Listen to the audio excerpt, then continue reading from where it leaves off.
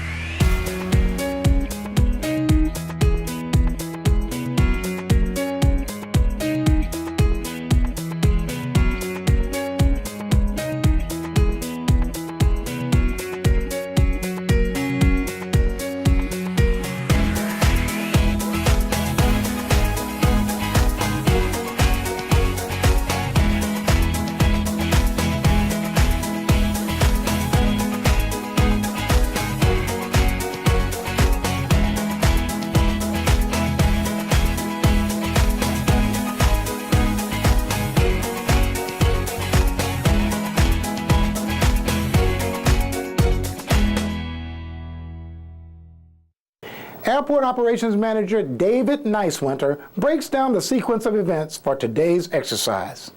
What you're looking at behind us is a simulated aircraft accident. We've picked a scenario where we've had a wide-bodied Boeing 777. It's an international arrival coming from London, England. He has experienced engine failure coming into the airport, declared his emergency. We responded to our airport fire trucks like we would do under normal emergency procedures. We've upgraded this one to an actual crash where the aircraft has lost power to both engines and he's not able to make the runway. So we've impacted Hillsborough Avenue, creating a multi-vehicle accident. And the airplane, with the speed it was going, has careened itself into the north end of the airport here at 19 right. And we've got 155 victims from the airplane that are now on our ramp injured. Well, what happens is we've got the alert 2. All the ARF trucks from our airport are going to go to standby positions. They're going to wait for the airplane. That's normal procedures when an aircraft declares an emergency, so assistance is available should something happen. When that airplane declares he's going to, well, let me backtrack. You're going to have standby Tampa Fire Rescue units also respond to the airport and being staged on the other side of the field. When that airplane does a crash, that's an immediate alert 3. That gets a notification from our air traffic control tower, and that sends a larger response from the emergency response community and Tampa Fire Rescue. So that's what you would see happen next. With it being a crash, we have actual victims. You're going to see, just like we have today, a triage trailer rolled out where they're going to set up for the number of injured, and they're going to categorize their injuries by green, yellow, and red. and they're going to respond. That ARF is going to handle that operation. Tampa Fire is going to handle that operation until it's completed. In a situation like this, our coordination, it starts from the very minute that we get that alert notification. Our airport operations folks are going to respond out to the runway. They're going to stand by with the airport fire rescue team. When that aircraft crashes and everybody comes to the accident site, our airport operations people are going to make that notification to the rest of our airport staff, our directors, our vice president, the CEO. Everybody's going to get that notification. Operations will work closely with the unified command to get an idea of what's happening with the accident. We'll coordinate all the runway activities, any airfield closures that we need to do with the incident, the affected areas of the airfield. That's where we start working with Tampa Fire Rescue, and they're doing the emergency response. We're trying to maintain airport operations. We're going to work with the airline to coordinate their participation, and we've also got our incident command center that's going to be active as well during this incident. So we work very closely with all of our fire units that respond. These victims come to us from Hillsborough Community College. They are nursing students, medical students, radiology. It's good practice for them. These are incidents that these students may actually see in their careers someday, so it's mutually beneficial to have them out here. What we do is we do a full-scale drill like this once every 3 years. The FAA says we have to do a triennial exercise once every 3 years, and that's what we do. We also do, every year we review the emergency plan with all of our plan participants and partners, so we make sure all of our information is correct, all the procedures are validated, and that during those reviews we don't actually come out here on the field. So once every 3 years for bringing everybody out on the field. But we do constant training with our staff and incident command as well. Assistant Fire Chief of Administration Michael Gonzalez tells us why exercises like this one are of vital importance to the airport's firefighters. This is important for Tampa Fire Rescue because it allows us to test our capabilities to respond to large-scale incidents that can occur here at the airport. We've got the capabilities to take care of any fire situation that might be involved with an aircraft.